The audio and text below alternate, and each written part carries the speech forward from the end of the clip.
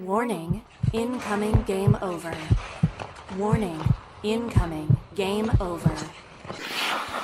Hello everybody, welcome back to Game Over Ottawa. Maude here once again, happy to be joined again by Adam from the Zubcast. How are you doing, Adam? Well, I'm good. I'm glad that we are finally able to do a win because in the last few times that I've joined you on the show, I think I'm like 0 for like 2 or 3. So we were like definitely due. But fun one tonight, man. I'm fired up to get into it. Yeah, it's actually going to be pretty good vibes here on the show tonight, getting to celebrate a win. Actually, 2 wins in a row for me on the show. I wasn't on for the Nashville game or the Islanders game, but so about a week apart, but pretty good to be actually able to come on here and not have to just complain the whole time. It's a good feeling. And because it is a Sens win, I'm going to hit the oh, almost misclicked. Going to hit the Sens button here because the Anaheim Ducks have been sensed by your Ottawa Senators here tonight. And considering 10 days ago the Ducks beat the Sens in a shootout, and in that game it felt like kind of an evenly matched two teams that are like kind of on the same level. It was kind of like a fair result that it ended up going to a shootout. But here tonight it looked like the Sens were just on another level from the get-go, eh? That was a really, really good first period. The Sens, I don't know if I want to say that they've had like problems starting games this year because like it hasn't been awful, but I mean that was like resoundingly strong to start the game off like that. Like I'm just looking at the shots, like 19-10, they outshot them in the first period, and they were good shots too. I mean the power play looked unbelievable. I think they got 3 power play goals tonight, which is just wild. But I mean, yeah, they were so ready to go, man. Like they were ready to play. And like so just think about that. Like so they're coming off of the last game was that Islanders game where they lost 4-2 and just should have won. Like got completely Sorokined and had no business losing, but they had a bad penalty kill and Forsberg wasn't great and they lost. And they have to sit on that for 2 days, for almost 3 full days because they didn't play Monday, they didn't play Tuesday, and they play late today. And it looked like they were like really eager to like get out and go and like let's get back on the right track and let's get a win. And I mean, yeah, like that the whole game was won in the first period. Like after that, it was it was a bit of a snooze fest. Like Anaheim actually kind of really took it to them in the second period. The shots were 16-6. But they did none of it was threatening really. Like I would not say that the Sens played poorly at all in any part of this game. They just came out so strong, and that puts them in such a good position because if they can just get out to that quick, really quick first goal, now the other team's on their heels, get another one after that, like 3-0, you can win the game at 3-0, especially when you have Linus Ullmark, who has been playing out of his mind lately. Like I have a stat that I would really like to get quickly here. The last 5 games, okay? Last 5 games of Linus Ullmark. Here are the save percentages. 969, 973, 950, 912, 923. That's unreal. Just outstanding. Yeah. It's outstanding. And the last 3 games, I believe it's just 1 goal against in each for him, his last 3 starts. Yeah. So, I mean, if that's like we were kind of waiting, right? Like we were kind of waiting for Linus Ullmark to get back on track. Like I remember the last time that I was on here that was a loss, and we were kind of saying it wasn't Ullmark's fault, but like, you kind of want him to like save a couple of the shots and all that. But now that's turned into like he has arrived and he's the guy. And I think he had his struggles earlier in the year, like the Philly game, like that was brutal. And then there was a couple of other ones where he lets in some softies. But I mean, now he's just so dialed. Like looks so locked in. Like he's so comfortable in the net. I was listening to the Anaheim broadcast actually tonight. And because I kind of like doing that. Like I like knowing what other teams are saying about the Sens, like on other broadcasts. I like that from time to time too. Yeah, like just see what the outsider perspective is. And they just could not stop marveling over Ullmark. And they were right, because he gave no rebounds. He had unreal rebound control. He was so calm in the net. Like he's very efficient with his movements, and nothing is crazy. Like nothing is like super out of position. You got to scramble back. Like he's just making the saves. And it's such a calming presence for a team that is so not used to that in net.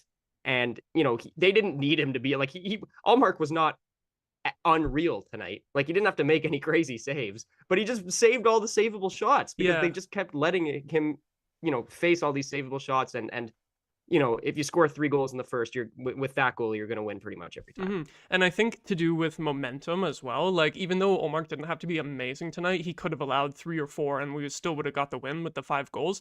But just because of momentum, the fact that he made all the saves until like 5 minutes left or whenever, when they finally did beat him, he didn't give the Ducks any life. We've seen countless times, especially last season, where it's just goals that are backbreaking. It looks like the other team doesn't really have anything going, and then Korpisalo lets in a floater from the top of the faceoff circle, and then all of a sudden that the opposition is just awake from that point on. So you raise a good point that even though he didn't have to be amazing tonight, he did what he needed to do. And yeah, like even though there was a little bit of leeway where he could have let in some goals and it would have been fine, it's honestly, it could have been different if he let in 1 or 2 goals earlier in the game. That totally could have given Anaheim some momentum. Like you mentioned, that 16-6 shots in the second period, which to be honest, when you said that stat, I was like, really? I didn't think they had that many. But also after the Sens having so many shots in the first period, then like by the end of the second period, the shots were about even. And honestly, when I saw that, I was kind of confused because I was like, I didn't feel like Anaheim had that many shots at all. But I guess it was a lot of volume and not a lot of high danger attempts, which funny enough is something I wanted to talk about later tonight in regards to how the Sens shoot a lot and don't get a lot of high danger attempts. But it was that way for Anaheim tonight, which is also like a big thing for the Sens defense, is actually having Ullmark be able to see all those shots and having a lot of them be from the outside, not on the high danger chances. Full credit to the 5-on-5 play and the penalty kill as well tonight too, limiting chances, because obviously it was pretty much the penalty kill and goaltending that lost them the game against the Islanders. We got pretty much the exact opposite result here tonight, where the penalty kill was huge, goaltending was huge, so just awesome all around. And hey, we haven't even talked about Drake Batherson yet, which is probably the biggest story here tonight. He gets the natural hat trick, and it's kind of funny. I after he scored those goals, I was looking up what his goal pace for the season was. 9 goals coming into this game. He was on pace for 27 goals on the season, which would be about the same as last year. And it's funny what a hat trick can do, because with the hat trick now he's on a 38 goal pace, which it's kind of funny that inflates it quite a bit. I don't think he's going to score that many goals on the season, but I'm going to pose the question to you. Do you think Drake Batherson can score 30 goals this year? 100%. I think Drake is one of the most underappreciated Sens and has been for a while. I know that a few years ago it was pretty brutal for him. Like he had that year where he was like, they call it like the green jacket winner, right? Like he had like worst plus minus. Like it was like, and it was like on the ice, like it was brutal. Like he couldn't play D, he wasn't getting back. And a lot of that probably, I think, had to do with the injury from Aaron Dell the year prior. That's right. And now he was on fire before that injury too. Like he was going to be All-Star. He was going to be he was named Sens to the All-Star game. That's right. I forgot about that. And it got taken away from him, and it's taken him some time, but man, he is just flying. Like he is totally flying with the puck.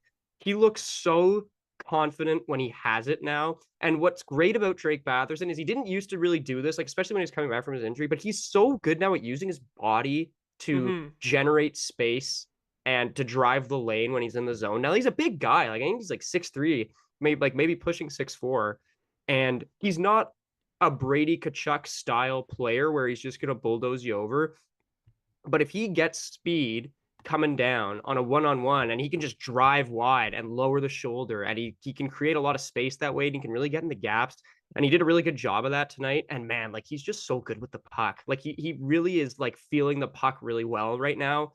And, he's got an excellent shot, but I think his best kind of quality as a player is his passing and his vision. And the stick handling too. On the stick, I mean, it's great. He creates so much out of nothing. And I mean, it's funny, he's a great passer. He scored 3 times tonight, so I guess he didn't really need that. But he got an assist too. He had a 4-point game. That saucer pass too, we have to say as well. Great pass. Kachuk knocking that out of midair to score the goal. That was just that was absolutely beautiful. I have to point that out. We have to acknowledge that. Absolutely, so good.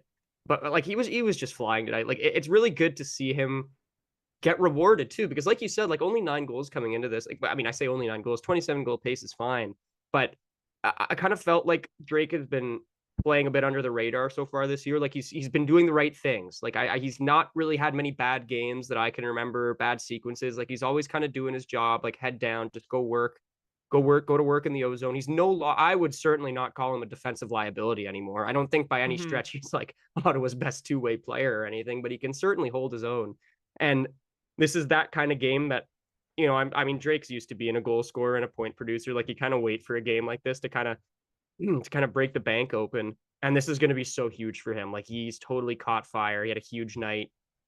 He was getting the bounces too. I mean, like, that hat trick goal was not much of a shot. Like, you gotta just and the second one bouncing in off of, I think, Cam Fowler in front of the that's net right. too. It was a Yeah. little bit of puck luck tonight, but I mean, Totally. we know that he's a really good shooter, despite being primarily a playmaker and usually going for the pass option over the shot option. So me personally, I'd love to see him use his shot a lot more Yeah. often. And hey, Agreed. even you said that, like, that third goal wasn't the best shot, but hey, just throw it on net and see what can happen sometimes, right? Yeah. All three goals. I mean, that first one was like barely a goal. Like, they had to That's go right. Yeah. upstairs. What did you think about that, by the way? I saw, like, I guess the replay, because I assumed that the rule was you need conclusive, like, 100% evidence. Mm-hmm. And the replay, when you zoomed it in on, like, the overhead cam, like, you could see the puck, but you could only kind of see like half the puck. And I thought they were not going to call that a goal. I was like, they don't see the whole puck. But Yeah, so it was tough because they showed like 3 other camera angles before that one from inside the net, and I was like, oh my god, you can't see it at all, and I was pretty certain they weren't going to be able to find evidence. But that one that's in the net, so yeah. you can't see it at first when the shot comes in, it disappears on Gibson, but then his arm moves a little bit, and you see Yeah. it go creeping over the line just as his arm moves, and then his arm kind of closes that gap so that you can't see the puck anymore. But before it does, before you totally lose sight of the puck is still moving past the goal line with forward momentum. So yeah, you're kind of right that it didn't really look like 100% conclusive, but I think it was a little bit of the like, oh, we can naturally assume that it went in because it was still moving and it hadn't started going the other way yet. He didn't push it back out of the net yet at that point. So I think it makes sense for them to call it a goal, but you are right that it was kind of like, it felt like a toss-up whether or not they were going to say that was conclusive or not. Yeah, the NHL, I just know, likes to be quite particular with that stuff usually, like on reviews. Like, they're really big on like the conclusive evidence and all that.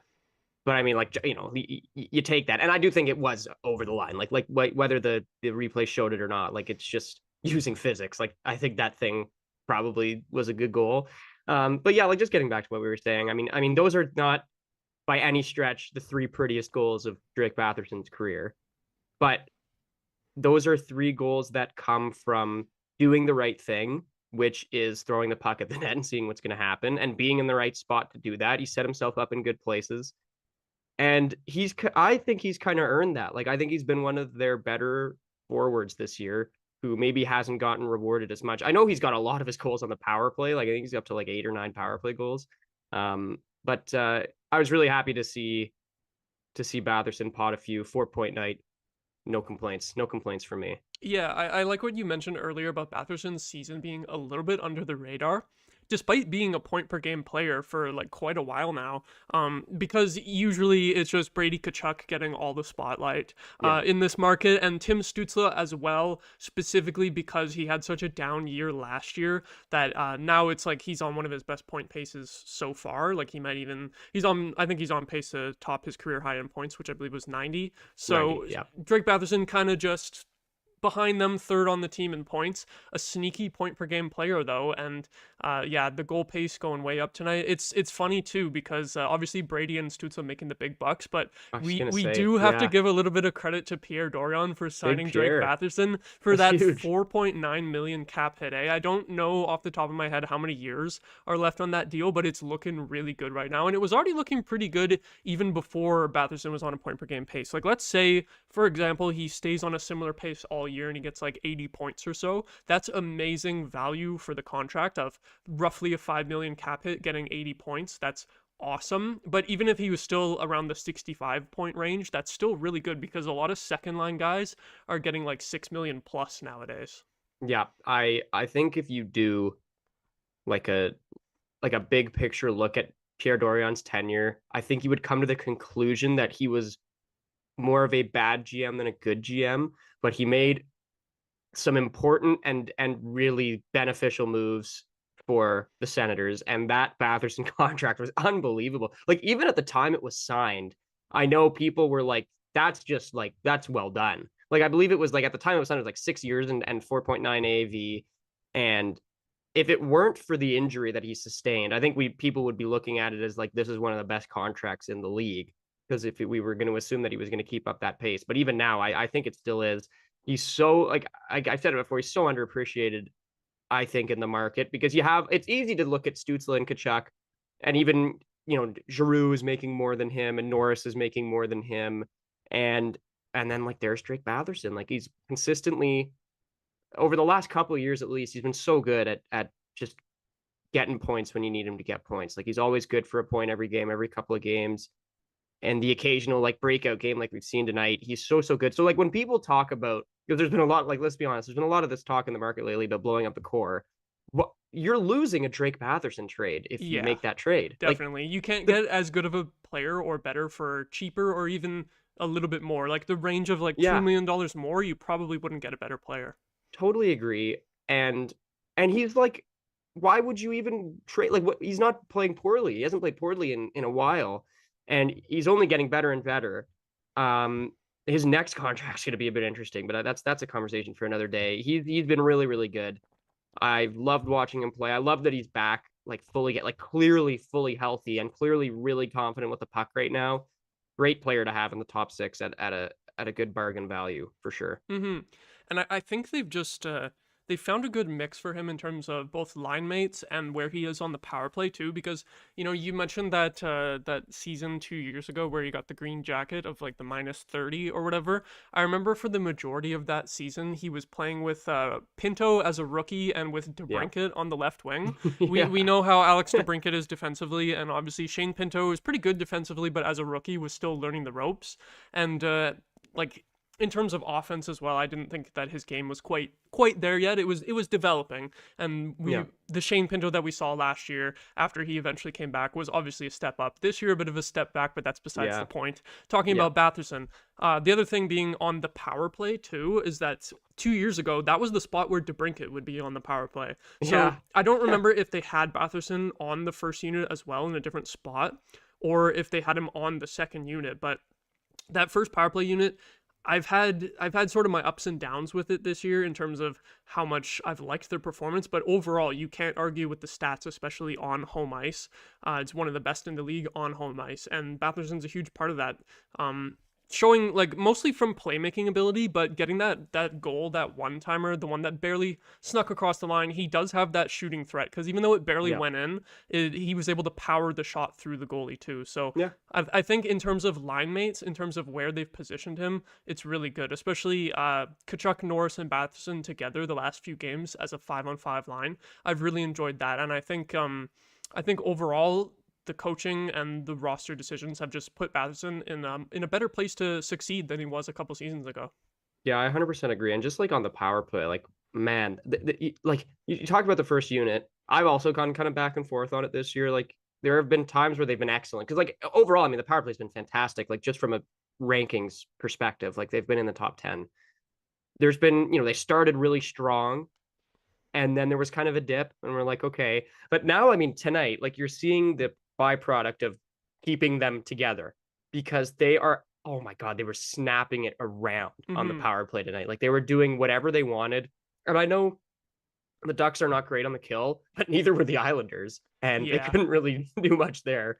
But man, like, they were just whipping it around. And when you have that many options, the good thing about that unit is each one of those 5 players kind of has like a different specific skill set that makes it really, really work. Like, you have Tkachuk, who's in front of the net, and he's bodying people, and he's the bumper, and he's got a good shot, and he's good at tipping pucks. Sanderson's the quarterback, and he can move it around. Like, Stützle just flies around. Like, he doesn't really have a spot on the power play, which I love. He's a bit of a rover on the power play. He gets to go wherever he likes, and that's huge because you need movement on the power play. So to have a guy who's that speedy is huge.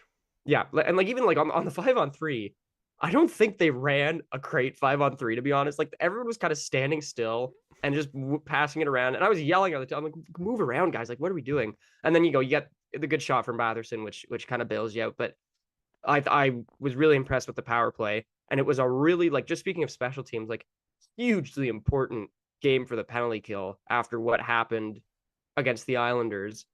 And man, like, they looked unreal. So like the Ducks had a power play in the first period, and they could not get in the zone. Like, they were standing them up at the line, and they were being really aggressive, which I loved, because in that Islanders game, it was like so passive. Like, they were just letting them work the puck around the zone, like, do whatever you want. Hopefully we block the shot.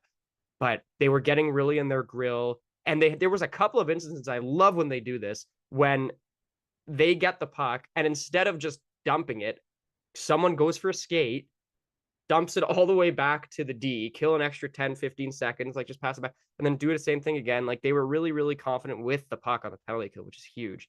But yeah, really, really good special teams night. Pretty much won them the game, I would say, in the first period. Yeah, it was very refreshing considering the special teams lost them the last game. And it's kind of funny too, because I was getting ready to roast the 5-on-3 when it was getting down to about like 20 seconds left in it with them not scoring, especially since it was basically a full 2 minutes. It was like a minute 55, because I feel like the Sens barely ever score on their 5-on-3s. They never so do. I literally had a tweet ready. I was like, I was scrolling through the GIFs to be like, okay, what's the most accurate GIF to describe me watching the Sens on 5-on-3s, because it's so painful, but they actually managed to get it done on one here tonight. So yeah, huge special teams night. The goaltending, defense was great. Pretty much everything was great. There's almost nothing to complain about in the team's performance tonight. The only thing to complain about basically is the referee getting in the way of Olmark's clearing attempt and basically causing him to lose the shutout at the end of the game. That was a bit of a bummer, but like other than that, it's hard to complain with just one goal against for the last 3 starts for Olmark. So yeah, awesome stuff. Yeah, I mean the other thing about that 5-on-3 that was important is that's kind of like a momentum swinging point in the game. Like, let's say that Anaheim kills off that 5-on-3, that you're still only down 1-0 at that point, and you've just made a massively important penalty kill. Like, Ottawa's got to score on that. And so, at that point, who knows, like, the game could totally just swing in a different direction. But that's a huge, like you said, like, the Sens don't always really capitalize on big moments in the game like that, but when they do, it's huge. Like, that gives you so much confidence. Like, yeah, we scored on the 5-on-3. It's a quick 2-0 lead in the first period. Like, that's so huge for them. But yeah, like, I was really impressed. And like you said, like, hard to be mad about anything. And like, even like just talking about defense, usually we could sit here and be like, one of Cleven, Hamonic, or JBD played poorly. Yeah. But I thought they were fantastic. Like, I thought they were really, really good. Like, they were boxing out, good clears. Hamonic looked fine. Cleven and JBD had a couple good rush attempts. Like, he had a good shot. The fourth line gets a goal. Like, that the first goal was Gregor from Ostapchuk, which is great. Ostapchuk is interesting to me because I kind of forgot he was like playing. Like, I haven't really noticed him. He got an assist. He got an assist, and I'm kind of thinking to myself, like, he certainly hasn't been bad. Like, I have not noticed Zach Ostapchuk in a negative light. I can't say he's been blowing me away, but if he's gonna sit on the fourth line and blend in and not cost the team, that's kind of all you want, right, from a fourth line. So he seems to be fitting in there well. It's good to see Gregor score. He hasn't got one in a while, and he had a good game tonight, I thought. But yeah, like, I know what the story's going to be about the big guys because they were unreal, but that first goal was a fourth line goal. And that's going to be really important for the Sens going forward, because we know depth scoring has always been an issue. And there's still guys like Amadio hasn't scored in ages. And like, Perron obviously is not playing, but he's not contributed too much. So, if they can get like one depth goal every couple of games, or even every game, that's going to be huge for them. Yeah, I like that you brought up the bottom 6 forwards too, because the last thing I really wanted to touch on specifically tonight was I think it was in the second period. Yeah, because it was just remembering which end of the ice it was at, but it was a over 2-minute shift in the offensive zone for the Sens where they completed multiple line changes, and it started with the bottom 6 forwards, specifically Gregor's line. I noticed Gregor winning multiple puck battles along the near side boards on his left wing side that just kept possession alive for the Sens, and it feels like it's very rare for us to hem a team in for that long. So it was almost like it felt miraculous watching that. And just wanted to shout out the bottom 6 forwards that put in work there and actually like keeping the puck in offensive zone with hard work and winning those battles. Because even if they're not scoring goals, even though Gregor did score one today, that's what you need from your bottom six forwards is just generating momentum and pushing the run of play the other way into the other team's zone. You don't want them hemmed in your own zone all the time too. So I wanted to shout that out as well. And then like after the fourth line change, you had Adam Coplan came on. He's kind of a top six forward right now, but also I guess also technically a bottom six forward ideally. And he also had some great puck battles and like interceptions that kept the play alive there too. So wanted to shout him out on that shift too. I thought the bottom six was very good tonight, especially since it's been very hit and miss so far this season. But yeah, I think from there we're gonna throw it into our second segment. And before we do, just going to do a quick ad read for our merch. And we've got new items for the winter, for our holidays. We've got a bunch of new toques, many different colors available. We've got new mugs as well.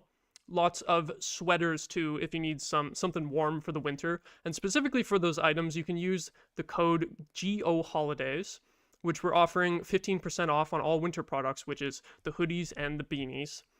This will be active until December 25th, with a different sale dropping on Boxing Day. So if you know someone else who likes the show, it's a Christmas gift idea, or if you want to treat yourself for winter as well, get something cozy.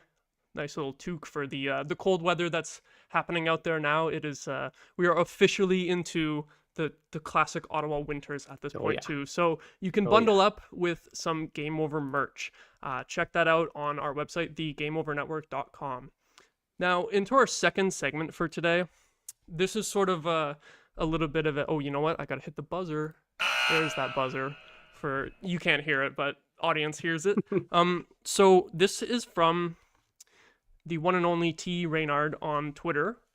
He was posting some stats about the Senators' shot quality. So the Senators are third in the NHL in shots for per 60, but they're 25th in the league in high danger chances per 60.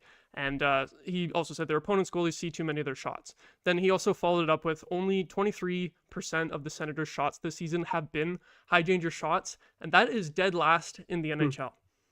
So I went and did a little bit of extra digging into those stats too, because I wanted to see sort of, obviously that one stat there, we're dead last in the NHL, but I wanted to see where are our goals coming from if they're not coming from high danger chances, because it's not like we're totally dead last in the league for offense, right? We still score a decent amount, but yeah, in terms of the shot location, I thought it was interesting that the high danger shots, we have 39 goals from high danger shots, and the league average is 41, so it's a little bit less than average, but the Sens shooting percentage from those high danger chances is actually above average. So to me, that says like when the Sens do get those chances, they're pretty good at scoring them, but for whatever reason, they don't generate these chances at a level of even like an average level across the league. Like Reynard said, they're dead last in the league in terms of high danger shots. So I'm just to throw it to you, what do you think is the main reason for that happening?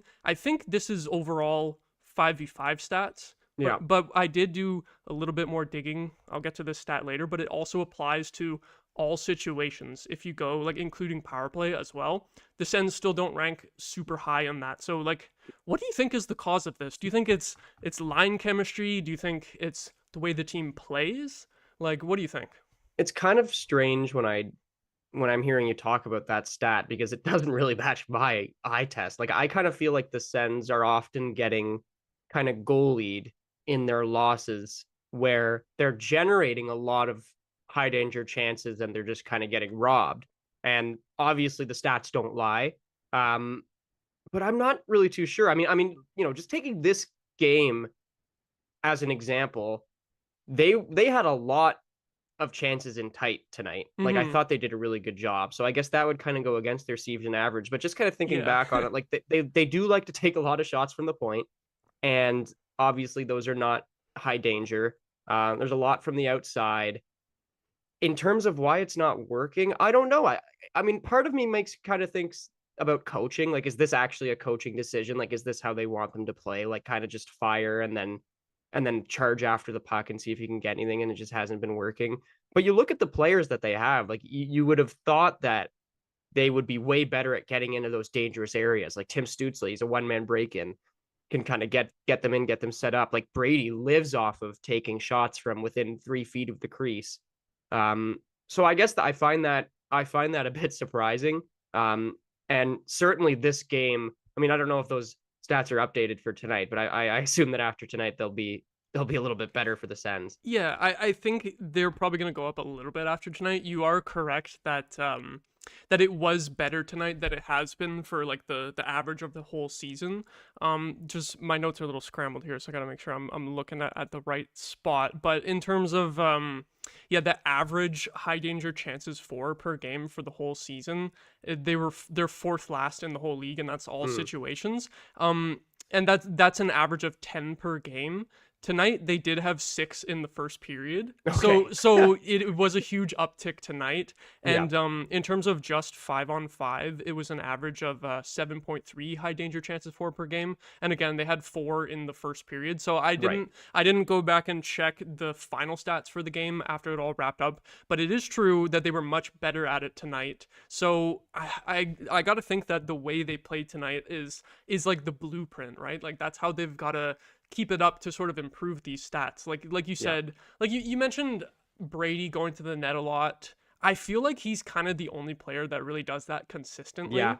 And I I think that's one of the major issues too, is like there's been discussion before about like you need to build this roster around the way that Brady plays. And I think they are trying to do that a little bit with like some of the bottom 6 guys that they brought in, like Cousins, like, and Ridley Gregg as well also has a bit of that shit disturbing ability and driving the net. But yeah, it in terms of those high danger chances in front, I feel like we don't have a lot of guys crashing the crease often, but that might be maybe sort of a coaching thing, the way they want them to play 5-on-5 offensively.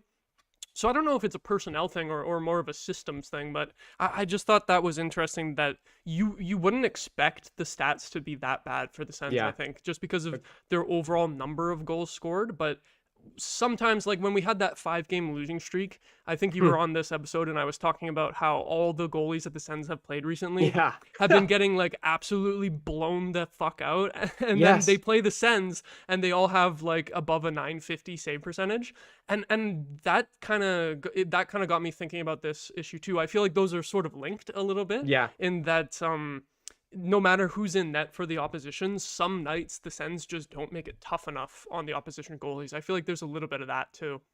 Yeah, I mean, they certainly made it quite tough for John Gibson tonight. Like, and I don't even think he was that bad. I mean, a couple of those goals were unlucky, and maybe he was just getting pelted in the net in that first period. He made a couple really good saves too. But I mean, you know, if I think when you talk about using this game as a blueprint, I think they should, because they did a lot of things right. And what I certainly noticed is that they were just swarming. Like, I guess this doesn't even have to do with creating high danger chances, but in a way, I guess it could lead to it. They were just swarming Anaheim in the D zone. Like, they did not give them any time and space. And what that leads to is you create a turnover, it's a quick breakout, and you can just get going on offense. And now those guys are on their heels, and maybe it's easier to kind of get in and get out. So, you know, does it start from the D zone? Maybe. I'm not an NHL coach. I'm not going to act like I know. But what I noticed tonight is that their D zone was really good. And, you know, doing some, like, just knowing that tonight when their D zone was really good, they got a lot more of those high danger chances. I think a lot of it is just the transition of, we didn't spend a lot of time in the D zone. So now we can just get it up the ice and we can put some pressure on and we can be on the front foot and we can go. Because there's a lot of games where the Sens aren't really on the front foot like that. Like, they're kind of, it's either even or they're kind of back on their heels. But I thought that they were really good on the back check. And it was a lot of, you know, it wasn't as much off the rush tonight. Like, it was a good cycle game, I thought, for sure. And I think a lot of that is helped by the fact that you had a lot of power plays, and that's kind of what the power play is about. It's kind of cycling the puck around and looking for the perfect look. But when they establish their cycle, they're really, really good, and they can create a lot from that. And that's where you start seeing plays at the net. Like, once they've had like 30, 45 seconds of zone time, other teams getting a bit worn out, chuck something at the net, there's a scramble, maybe there's a goal, maybe there's a lucky bounce. So if they can do more of that, which they did a lot tonight, I think that'll probably help that statistic go up a little bit. I like what you mentioned about it potentially starting with the defense too, because in a lot of those games where the Sens just don't have it that night, it's a lot of getting hemmed in your defensive zone for like 30 seconds to a minute, and then as soon as we do get it out, it's like you got to just chip it down, and the forward lines have to go for a change because Yeah. they're already gassed for that shift. They don't want to stay on for over a minute, if the puck comes back the other way and they're in the defensive zone again, hemmed in again. So it does start with the defense too, and having a good transition game, getting it out of your end quickly. And yeah, like you mentioned as well with the rush offense versus the cycle offense, I think that's a good point too, because I was also looking at I think it's called the NHL Edge data. Yeah. Those sort of advanced stats. So I was looking at like where the Sens are scoring goals from, which links in with those high danger chances where they had less high danger goals than league average. But the mid range, which is sort of like between the face-off dots to the top of the face-off circles, is actually pretty good. They have 32 goals from that area, and the league average is 26.6. So I think that's like that's probably top 10, at least top 15 in the league, considering it's well above the average. So in terms of rush versus cycle, that's probably a lot of like offense coming off of the rush too, right? Because when you're coming in off the rush, if it's like a 2-on-1, 3-on-2 or something like that, you're not really gonna get a chance like right at the top of the crease unless it's a rebound or something like that. So yeah, we saw a difference tonight where it wasn't as much rush offense and it was more cycle offense, which I think helped with those high danger chances too, especially like we mentioned earlier, that 2 minute plus shift where we had the Ducks hemmed in. I don't think they got a really good high danger scoring chance on that, but if they were able to do that more consistently, that would probably help the numbers a lot too, because you just wear a team down when they got to go constantly like pivoting, going back and forth and chasing in the defensive zone. And I feel like the Sens don't do too much of that with like constant ozone pressure. I feel like their ozone is more like we'll skate it in, we'll throw it on net, maybe hopefully the goalie covers it and get a face off, and then work the cycle from there. And then usually that doesn't lead to like long sequences in the offensive zone, because you might just lose the face off, right? So I feel like tonight they especially did a really good job at that, and I feel like going forward, if they can focus more on that cycle offense and keeping the forecheck really strong like it was tonight, I think just only good things are going to come from that. Yeah, and when I hear you talk about like the fact that they're scoring a lot of goals in the mid range, totally right. Could be the rush offense, but what that tells me is that they've got guys that can shoot the puck well. Definitely, yeah. So you want to get them in tight for more high danger chances too. So, but it does show that shooting ability. You're totally right. Yeah, like that's the spot of the ice where you need to like beat the goalie with your shot. Like that's far enough out where like he has the chance to make a save there. Pretty much almost, unless there's a huge screen or something, there's out of position. Like he's gonna have, like, you have to beat the goalie with a shot, and they've got the guys that can do that. Like they have Josh Norris, Brady's got a heavy shot. Like we talked about Drake. Tim can rip one from time to time. Like they've got guys that can. So it doesn't surprise me a ton that they're scoring a lot of goals from there. But yeah, I would like to see the Sens establish a cycle a little bit more often, because what they were really good at tonight, again on defense, is breaking the cycle, because Anaheim did not have a lot of super sustained zone time. Like even in the second period when they had their big shots advantage, a lot of those were one and dones, in my opinion. Like from just remembering off the top of my head, like get in, get a shot, I'll mark, no rebound, that's unreal, and then do it again. Like there was no like crazy long shifts on the Sens side of things. But yeah, like I think in past games that I've watched, not counting tonight, the Sens are a big kind of like, they get into this mode where they're in the D zone for a while, and then they have no chance on that shift to establish a cycle. So they dump and they change. And when you don't chase on a dump and change, you have no chance at establishing a forecheck, and then you're just playing defense again. So the Sens are on the front foot tonight a lot, and that allows them to dump in the puck and chase it and really get your F1, F2, F3, like establish your ozone and start your cycle. Like go win a puck battle along the boards, like bring it back to the point and get a shot. Like go put it down low again, like let Brady do work down low. So I'd like to see them do that a lot more. Like obviously, easier said than done. Like they didn't play a great team tonight, which you should never. I mean, there's no gimmies in this league. Like I still beat them, and that's great. But what would mean a lot to me is like they're playing Carolina on Friday. Like do that against Carolina. Yeah, tough test there. And to be Yeah. honest, when we played Carolina last time, like usually they outshoot us like crazy, and it wasn't Yeah. that bad. Like it was kind of close in terms of the Hmm. shots in that game. It was just no luck going the Sens' way with refereeing and stuff too. So Yeah, that'll that's be a right. really interesting test against a tough opponent there for sure. And yeah, the other thing that I wanted to bring up on this topic, which is kind of the opposite because the main topic was high danger scoring chances, but this was just something that I noticed while I was looking at where the Sens goals come from, is that in terms of long range shots, which would typically be goals from defenders, and Yeah. this is kind of funny because I think Drake Batherson's third goal tonight would be considered one of those from where he Yeah. shot it from.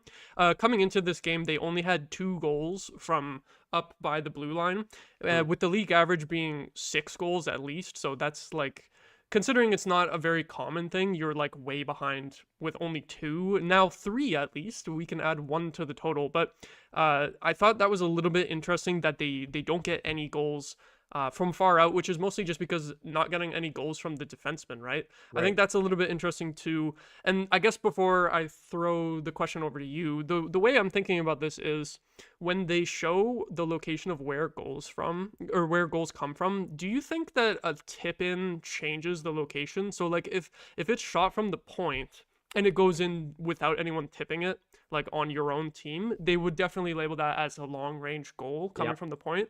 But then say one of the defensemen shoots it and Brady tips it in front, do you think that suddenly becomes like scored from a high danger area? That's I've confused myself when I'm thinking about this. Yeah, it's a good question. I don't really know either. I mean, my instinctual reaction to that is the shot is whoever scored the goal. So Mhm. it should. Yeah, I don't know. I guess that's a high danger chance, but it shouldn't really be, right? Like Yeah. I don't know. That's It's the a weird really. part. I think for the purpose of the stats that I was looking at, where on the NHL Edge, it wasn't specifically high danger chances. It was Mm, specifically where goals are scored from. So I think in yes. this case, a tip in would count as like Yeah. wherever it was tipped from, whether it be Agreed. the mid range or the high range. But I still, so maybe there are some goals that you can give credit that we did shoot it from farther away and tipped it in. But I Mm, do think it's interesting that they only have now 3 goals from that range too, because a lot of yeah. the time, even if your own forwards aren't tipping it in, you still would expect to see more goals going in from the point that like deflect off of the other team, or if you get a good screen in front where the goalie just can't see it. I do think it's interesting that the Sens have like basically no goals in that. I think Shabbat specifically is on 1 goal for the year, despite playing amazing, only the 1 goal, and then I think Sanderson, did he get his second goal or is he still on No, 1 he's as on well? one. Yeah, he's on one. Like that's the thing, right? Like the Sens have 1 goal from Shabbat, 1 goal from Sanderson. Who else on that defense is scoring? Yeah, one Like one from Clevin and one from JBD, and those were both within the last 2 weeks too, right? exactly. Yeah. So yeah, that number to me is not incredibly surprising.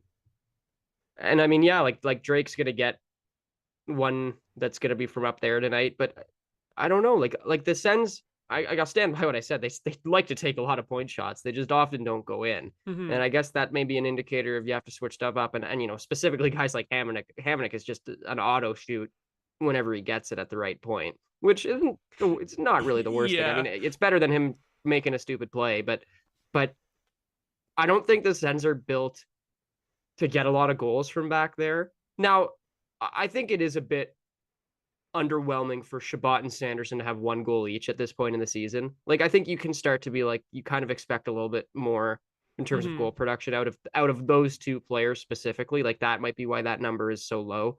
Um, but yeah, like who else is scoring from up there? Like when the Sens are on the power play and their goals are coming from their one-timer spots, like that's not top of the circle. Like that's Norris on the right side or Batherson on the left side. Like those are not going to count as from that far back. So I'm not too shocked. And honestly, like my Zubcast buddies are gonna hate me for saying this because they're big stats guys, but I really don't care. Like as long as they're scoring the goals, like I really don't care where they're coming from. And I'm of the opinion that you can alter your strategy and your play to be able to score from anywhere on the ice if you want to. Hmm. And I don't care if the Sens want to score in the crease, just outside or at the point. Like as long as they're given different looks and they're and they're trying different things and they're scoring, I could not care less where they come from. I think you're totally right about that, is that as long as they get the goals, that's all that matters. And overall, their goal scoring is pretty good. Like, I haven't looked at the goals for per game rankings in a while, but I would assume the Sens are in the top half, at least near like the middle of the pack. So it's not like a bad thing overall, but it's definitely something that I think is interesting when you break it down into where the goals are being scored from. And like, last thing on this is I think the long range production and the high danger production can also be a little bit linked too, because high danger chances from rebounds off of shots from the point too, that's a way to generate those as well. So like, if you're not getting any production from your defenseman on the point, and then you're also lacking in high danger scoring chances, I feel like there could be a little bit of a link there too, where like we need either the defenseman doing a better job of getting the puck on net for rebounds and tips, or if we need like better work from the forwards to screen the goalies maybe to so that they can't see it. That would affect both of those if you can get rebounds, because it's not necessarily always going to be the point shots directly going in and getting those long range goals, but it can result in chaos in front of the net too. So I do think that is a factor as well. Yeah, 100%. And you know, that's again, like, I think a lot of that is on Chabot and Sanderson. Like, get your shots through. Mm-hmm. Like, they have the ability to do that. Like, we saw that last year with Jake Sanderson. Like, he was so good at getting the shot. Like, you would always they would never be blocked right away. Like, you always get them through. Chabot's good at this too. And maybe they just haven't been shooting as much this year. Like, maybe they've kind of lost it, and maybe they've just had some bad luck. But the shots have to get through, because you're right. Like Brady's right there to get the rebound. Like, you know, he's going to be right there. Like, he lives in that spot, and like Wrigley Gregg will be down there. So shots from the point really should, in theory, work. Like, when you have people getting going to those danger areas. But I mean, like, yeah, like if you've got guys like Batherson and Norris and Stützle who are hot right now, why would you take a shot from the point when you could just give it to them? That's a good point too. Yeah, the middle of the ice, right? Like, or in the face-off dots, or trying to play down low. Like, that's probably going to work better for you. But yeah, we'll see. Like, I expect that number to go up. Like, I think Sanderson and Chabot, like, just regression to the mean. Like, I think they'll score more goals. Like, they're not going to be stuck on one goal the whole year. Like, I refuse to believe that that's going to happen. But we'll see. And like I said, man, a goal's a goal. I really don't care where it comes from, as long as it goes in the net. Yeah, usually when a player is stuck on a certain number of goals for a while, it kind of bounces back the other way eventually, where then they'll just suddenly score like 3 games in a row. And I think Sanderson specifically too, I think over the course of last season and going into the preseason this year, I think his shot has improved a lot, because I remember his rookie season, I think I don't remember like the goal totals off the top of my head, but his rookie season he only had like two or three goals, and it was mostly like muffin shots from far out. But last season he was firing it on net a lot more, and if he had the space to just absolutely wire it, he could pick a corner on the goalie. So I think Sanderson specifically too, I think those numbers will regress to the average a little bit more, and he'll probably start getting some in there eventually. Part of it too is that he's not the shooting option on the power play at all, because like you said, when you have those other hot hands, you're not going to be feeding Sanderson for the one-timer all the time, unless it's like the only option that's open, right? So he's more of the playmaker there. But yeah, I just thought it was interesting to take a look at where the Sens goals are coming from, because when Reynard tweeted that stat about being dead last in terms of the high danger scoring chances, I was like, oh my god, like I figured it wasn't that good, but I was surprised that it was dead last. So yeah, I think overall on this topic, it's basically just like, if the Sens can keep playing like they did tonight, it's going to be trending up. And yeah, from there, we'll throw it into our third segment just after a quick ad for Hyperdrive Hockey, the flagship show of the Game Over Network, available on the Game Over Network YouTube channel. Hyperdrive Hockey, all things hockey across various leagues in multiple countries. Whatever it is and wherever it is, Max, Daphne, and Kev have you covered for all your hockey news with a steady dose of fun and fan engagement. You can find Hyperdrive Hockey on the Game Over Network YouTube channel, or wherever you listen to your favorite podcasts, on the Hyperdrive Hockey page at thegameovernetwork.com. And the latest clip that they put out from Hyperdrive Hockey was about the Brady Tkachuk to New York rumors. So I guess if you want to hear Montreal fans talking about what they think about that, whatever, a bit of the outside opinion there, you should check that out. Definitely, it would be interesting to see how it contrasts to our own opinions on that topic, because that's what our third segment is for tonight. Is I figured we should touch on the whole New York Rangers and Ottawa Senators beef that has come out of nowhere in this past weekend. It all started on Friday, I believe, when Larry Brooks put that report out about the Rangers targeting Tkachuk, and we did have a couple of shows over the weekend that I'm sure they touched on it. But I haven't been able to talk about it since then. So I figured we might as well just do a little bit on it here, since it is a current topic, and since we had those weekend shows. There was also on Monday, I believe it was Michael Andlauer coming out and talking about how absolutely frustrated he was at that whole thing, about how basically just about how more Tkachuk rumors keep popping up constantly, when the team isn't really the one initiating any of these discussions. Like, if anything, it's always other teams coming and saying like, hey, oh, we see you're having another bad season again. Do you want to get rid of Brady Tkachuk? And it's like, no, they're never gonna like actually agree to that. But I guess the way I'll frame the discussion is, how do you feel about the way that Michael Andlauer came out and defended his player, defended his team, and defended his GM, and even defended the fan base too? I think like everyone is pretty much really happy with the way he handled that, eh? Yeah. So, okay, it's hard to come at this really strange story from a fan angle when you don't really know what's going on behind the scenes. Like, we can say whatever we want, but at the end of the day, like, we're not insiders or anything. We have no idea what's going on.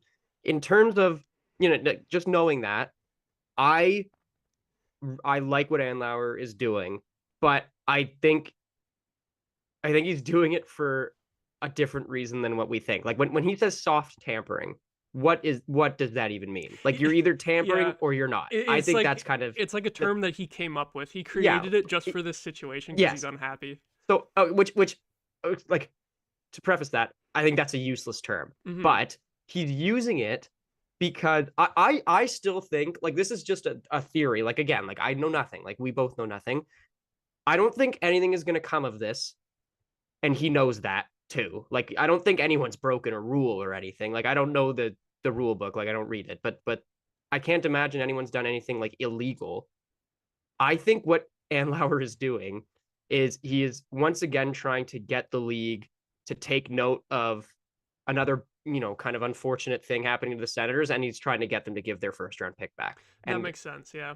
Like, what do you want from this instance? Like, that first round pick aside, from this instance specifically, what is the league gonna do? Like, suspend the Rangers? Like they're not gonna do anything. They wouldn't even so much as fine them, because we saw how it went with Vegas versus Ottawa in that other fiasco where we lost the first round pick. That the league is just gonna side with the big market team, especially an original six team too. It's like, they want to. I'm sure they want to be as fair as possible, but when it comes down to it, it's all about money. And if you have a squabble between a small market Canadian team and like literally New York City, the team of New York City, it's like, who do you think you're going to be more nice to, like? Yeah. And again, I don't think the Rangers have done anything illegal. Like, I don't think that they've broken a rule. If anything, this is bad reporting by Larry Brooks to just make something up. And that is, if you want to be upset about that, like, that's like fair game. Like, it is, that's Bush League. But I don't think the Rangers are going to get disciplined for this. Like, they're allowed to call Steve Staios and be like, can we have Brady Tkachuk? And then Steve Staios will say no. And then that's the end of that discussion. But again, this is an opportunity for Andlauer to go to the league and be like, look at like this garbage that keeps happening to my team. Like, he should like I mean this in the most complimentary way. He needs to go like complain and be annoying, which is what he's doing. Like, and then I think that's totally fine, because I think he wants to get that pick back, which he should be trying to get, because I still think it's ridiculous that was the punishment for that. But yeah, like, I don't know what to make of it beyond this. Like, I think it to be honest, I think it's getting blown so far out of proportion. Like, the Sens are not trading him. It's so, like, the market, the only thing that matters, the market knows this. Like, the Sens are not trading Brady Tkachuk, and nor should they, because that would be a step backwards. As I've said before, like last time I was here, I was like, that's not the answer. Yeah, funny enough, last time you were here, we had someone in the chat saying, trade Brady, and then we had the whole segment of like, should the Sens trade a core player? So it's funny that the next time I bring you on, it's a topic again, just because of these bullshit rumors, basically. Yeah, it's a bit ridiculous, but I to answer your question, I like how Andlauer is handling this, because it sends a message to the fans that you're really engaged with this and that you care and you're not going to stand for this bull because it is. And Ottawa, like just speaking from the perspective of the fans, like we're kind of sick of being walked on by the rest of the league. Like, Yeah, definitely. it's been like on the ice and off the ice. It's been like 7 or 8 years of kind of disgrace. And I ever since he's come in, I've really liked what Andlauer has said and what he's done. And I think he's a really smart guy. And I think this is another example of him coming to defend his fan base in a way that actually might change something with that first round pick. Like he's making a go of it, and I love that. So at the end of the day, nothing is going to happen with this, in my opinion. Nothing is going to happen between the Rangers and the Senators. But I love what Andlauer is doing, and he's sending a message to the league, and hopefully that first round pick gets pulled back a couple rounds or gets rescinded.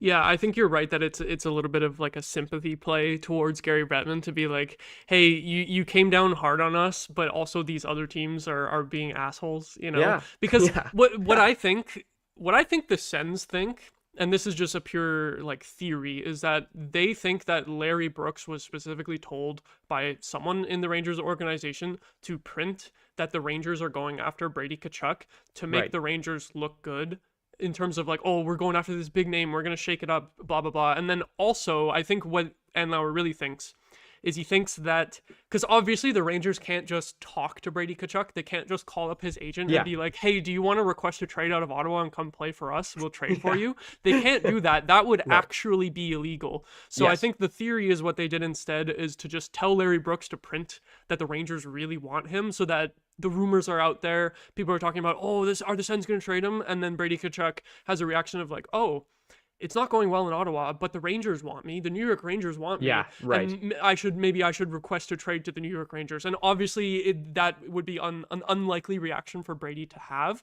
But I think if Larry Brooks was given this information from anyone within the Rangers organization, I think that was the goal, to just put it out there that it's sort of like, because we saw how Matthew Tkachuk didn't want to stay in Calgary and he moved on to greener pastures and he won the cup within 2 years.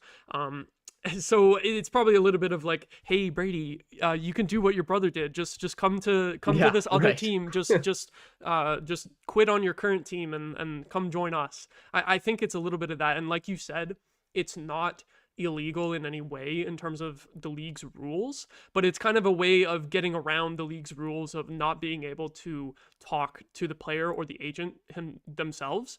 It's just like, okay, let's float it out there so that the player knows that we want him, and then if he wants to play with us, then maybe he can go and like request a trade or something like that. So I think that's what they were thinking, and I think that's why Andlauer was mad. And you're right that nothing's going to happen from this because the Sens would have had to file like a formal tampering complaint, and then there would be a whole investigation. There's no grounds for that. There's no evidence of it being literal tampering, but I think that's just the mindset of that. That's the theory. And like Larry Brooks went on the Spitting Chicklets and he said like, oh, I heard 3 different times about the Rangers going after Brady Tkachuk. So at that point I just had to print it. And it's like, well, where do you think he's hearing this from? Like it's definitely coming from the Rangers organization, probably pretty high up in there. I don't think it's just some intern just like leaking shit for no reason. Like I do think it's a little bit scummy from the Rangers in terms of this theory, which is what I think is what most likely happened. But in the end, none of it can be proven, right? So nothing's going to come of this, but I do have to say fuck the New York Rangers because that's what I think they did.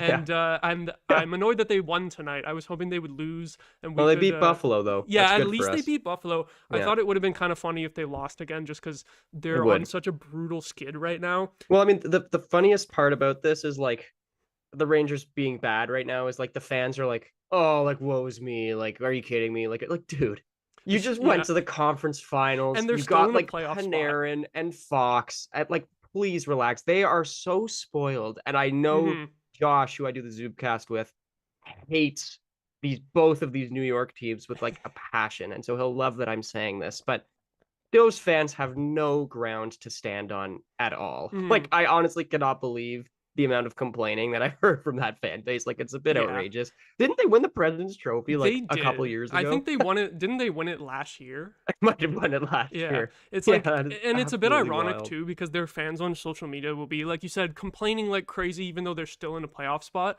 But then also when the Tkachuk rumors come up, then when they respond to Sens fans, they're like, "Oh fuck you, we're taking your captain. We're so much better." And it's like you're the ones who are just talking about how much of a tire fire your team is. Yeah, seriously. And then when it comes to a rumor about another team's player, you're all rah again, and it's like, "Oh, the Rangers are great. We're gonna steal your player, and that's gonna fix everything."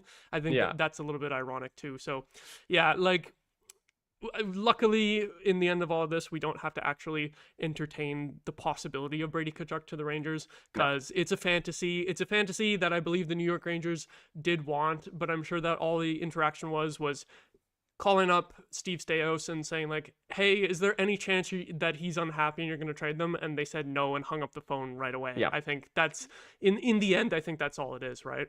And I think what was good is there was a report that came, I forget who did it, but Staios like sat down with Brady and was like, Yeah.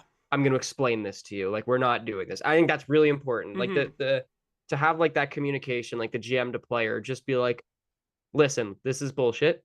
You don't have to look into this. This is a total lie." Like, just clear it up right away. So I'm glad that he did that.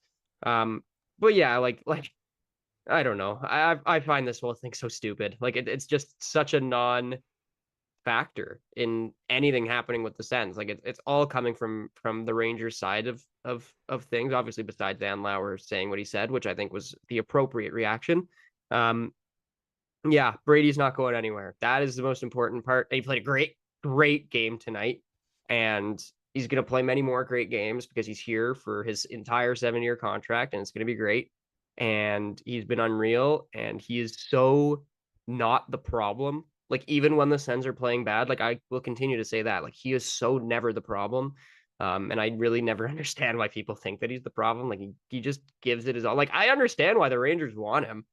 I'd want him That's too. the thing. It shows how coveted players like Brady Tkachuk are, and his brother as well. Like, just such rare, like, absolute unicorns in the NHL. Just like teams almost probably like circling like wolves just to see like, oh, the Sens are below 500 again. Who are you gonna trade? You want out Brady? You want out? So it shows how much teams want a player like Brady Tkachuk, and like you said, I'm pretty sure he's going to play out the rest of his 7-year deal, at least until the trade deadline of that 7th year, because who knows if the Sens will be able to get their shit together over the course of the next few years. But hey, today was a positive sign overall. Back to 500, and luckily the wild card race is like pretty just awful. Yeah, pretty crap. It's all just a bunch of teams within 2 points of each other. Like, earlier I said I was kind of annoyed that the Rangers won, just because if the Sens and Buffalo both won tonight, they would have been tied in points, but they would have gotten closer to the Rangers for that wild card spot. So that's kind of what I was hoping for, but it is also good for the Sens to just get separation over Buffalo too. So that's a positive result as well. So Buffalo's had a rough go, eh? Oh, jeez. I feel bad. It's weird too, because I remember like just a few weeks ago, they went on the California road trip before the Sens did. And they were unreal. They went 3-0, and then the Sens go on that trip and look like way worse than Buffalo did. But after Buffalo came back from that road trip, it all just like fell back down to earth. They've lost 8 in a row. That's crazy. 8 in a row. Which is crazy, because you'd think coming back to home ice they would be better, but it was the opposite. Yeah, they've lost 5 in a row at home, and that market, I understand they're a divisional rival, and I understand that, times when I was too young to understand, the Sens and Sabres had a massive rivalry.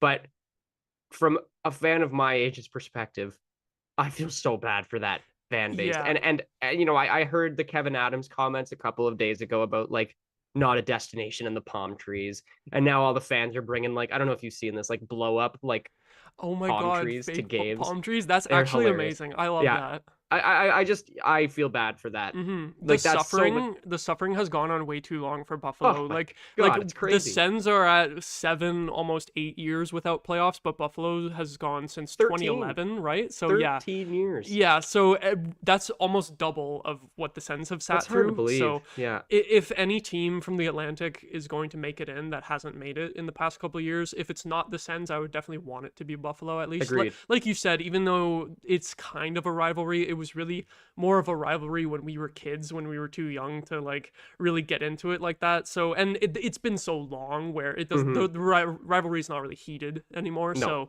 No, it's not. So the Sens are trending up, but I mean, shout out to Buffalo. I feel bad Shout for out them. Buffalo, man. Yeah. Brutal. Mm-hmm.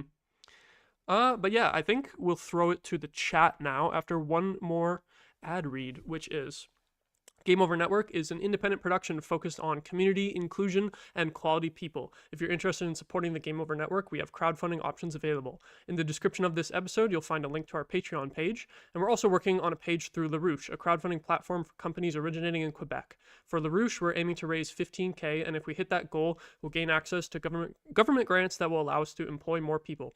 And I believe as of now, the LaRouche page is not fully up yet, but keep an eye on that because we'll definitely be letting you guys know when it is up. And if you have any ideas for what you'd like to see as giveaways from these crowdfunding efforts, let us know in the comments on Twitter, Instagram, or in our Discord server, which you can join on our website, thegameovernetwork.com. Now, time for a little bit of chat reading. I haven't had much of a chance to look at it yet, so I'll just take a little bit of a look.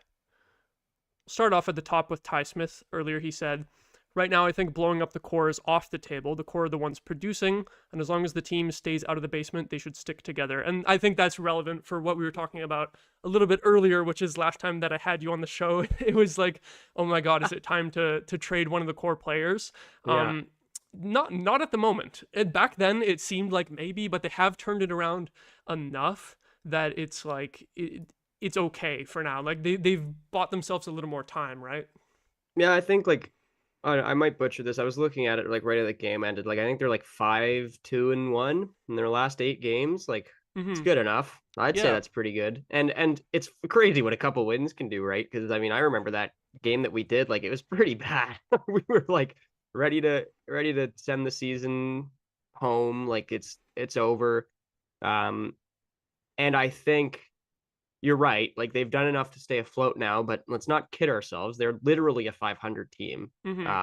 So obviously I agree with that with Ty. Like it's not time to trade the core at all right now. I wouldn't even entertain that idea. But I mean, it's the nature of the business. If they lose 5 in a row, Yeah, that's the thing. what are is we gonna say? the wheels could fall off at any point. It feels like they Yeah. already had a 5-game losing streak, so it's not like out of the possibility for it to happen again. And Nope. we've seen, especially with the huge road trip coming up, it was the road trips that sunk our season last year. There was Yeah. like multiple 0-5 road trips out west. And That was rough. the big road trip is going to be majority out west coming up. Yeah. So yeah, it's not time to trade the core right now, but you are right that we're only at 500, and it is a possibility that things could change going forward. Like even though the vibes are pretty good right now, it is still possible that if the Sens are well below 500, like around the trade deadline, then I would be kind of thinking like maybe you at least put some names out there to see if there's any Yeah. shakeups you can make. But it is, like you said, it is funny how a couple of wins will change things because when we were talking about trade a core player, I think one of the most common names that was coming up was Josh Norris at the time. And then He's been unreal. He's been great since then, specifically that Detroit game. And I think he had a stretch of 3 goals in 2 games or whatever, and solid play all around. Quality on the first power play unit as well too. So right now I'd be like, hell no, don't trade Josh Norris. But 2 or 3 weeks ago when we did the show previously, it was like, yeah, maybe like maybe we could do it. So yeah, it's funny how things just swing, eh? It is. It's because again, like I still don't have a read on the team. Like I think they have the potential to be totally a playoff team, like without question. But I've yet to see evidence that they are consistent enough in their play to do that. And that's when, like, when you talk about like the wheels could fall off at any time, you're totally right. Like you have no idea. The next 5 games could be 5 wins or 5 losses, and you would not be surprised at either of those outcomes, which says a lot about what the team is at and what they've kind of been doing. I hope, for the sake of this ridiculous discourse, that they can just win and we can stop talking about this, because in theory it should work. Like, they have a lot of talent on the team and enough to win. So, you know what, if they go on another bad streak and then we start asking these questions again, I'll still, I'll defer back to my point that I made on the last time. Like, who are you replacing those players with? You're not starting another complete rebuild. I think that is absolutely out of the question in the market. I think you will lose, like, just as a business decision by the organization, you will lose countless fans, and they can't do that. Yeah, it's not fair. That's the thing. I think if any core players were to get moved this season, it wouldn't make sense for it to be just dumping them for picks and prospects. Yeah, like a typical sellers trade, unless it was like moving Giroux to a contender if we're way out of it or something like that. But that doesn't really count because he's 36 years old. That's not really considered the core.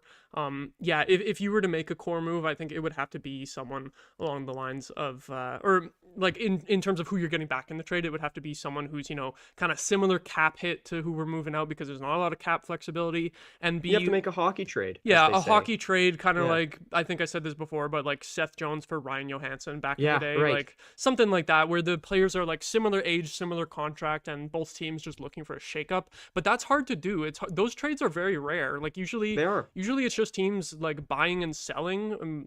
With just like player one way, picks the other way. It's rare that it's sort of like a 1-for-1 type of deal. And sometimes they usually don't work out for one or both teams. Tkachuk trade, there's a lopsided winner. Yeah. The Seth Jones Ryan Johansson trade was good for neither of those teams, to be honest. Like they kind of actually both got worse in a way. So you have to be careful. But yeah, like again, if we get to the deadline this year and the Sens are a long gone way out of it, then you have to really have that talk.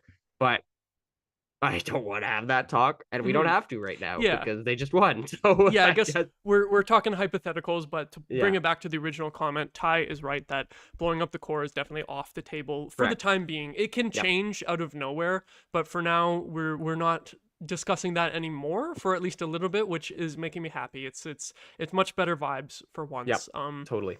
Adam Firebear was also saying, I really don't need to see any more articles about Brady being traded. It's crazy how many articles there are and no one thinks he's getting traded. I just think it's funny that he commented that before we ended up talking about it on the show. I think that was already in the chat before we reached that topic. So sorry, Adam, that we also spoke about it, but I think we're on the same page as you, that we're tired of seeing those stupid rumors because they're not substantial at all. Yeah, totally agree. It's just a bunch of bull. It's just people that want to get a good player because he's on a struggling team, and it's not going to happen. And I really don't think there's much else to that. So I think we can kind of just put that talk out the window. He's a Sen. He's going to be a Sen for a while. Definitely. Armonia says, what's the over-under on the Sens going on a run from here and competing for a wild card? They looked really good, but it is the Ducks. And yeah, we mentioned this a little bit earlier, is that it's going to be a huge test in the next game against the Hurricanes, especially on the road, because we know really important game. We know the Sens are much better on the home than the road. So that'll be sort of the measuring stick for... I don't expect a win, but I hope it's close, as long as they don't get completely blown out of the water. I think as well the Pittsburgh game the very next day is going to be huge too, because we're more likely to win on the home than on the road, especially in Carolina. That feels like a scheduled loss where like you can kind of give the team a mulligan, right? Like if they lose that game in Carolina and they don't look good, I'm not going to freak out. But then if they lose that game to Pittsburgh as well, then I'm going to freak out, problem. You know? Okay, so let me ask you a question. That's a back-to-back. We just saw the Islanders play Sorokin both games on a back-to-back. Would you play Allmark twice? I think it depends on like the shot volume that he faces in the first game against Carolina. So you're definitely starting him first. Definitely. Okay. With the run that he's been on. And I think Forsberg played the previous game in Carolina and he was okay. He was bad. Yeah, he was bad. Yeah, like I was okay at best, but yeah, it wasn't a good result in the end. Allmark next, I think, especially since it's the tougher opponent in the first game. If he has to make like 40 saves and he's tired, he can't go the next game, then I'm okay with putting Forsberg on the second half. But like you said, we just saw how that turned out last time, where he just didn't have it and he basically cost the team a win against the Islanders. So if the Sens can do kind of like they did last time in Carolina and not get totally wrecked on the shot clock, and because they kept it below 30 shots in that game. Yeah, they played well. Yeah, I would consider playing Ullmark in both games if they can keep the shots low, that he's not like totally overworked in the first game. I would definitely consider it. Like the only, and I would lean towards saying he should play both games, and the only reason that he shouldn't is if he's way too tired and he gets peppered in the first game. I mean, and that Pittsburgh game all of a sudden is like a huge game because they just decided to be good again, which they're sucks. playing better lately. Yeah, so they were really struggling, so they're not in it, but they have the potential to be in it now. So that's a home game that you have to win, and that is your last home game in a month.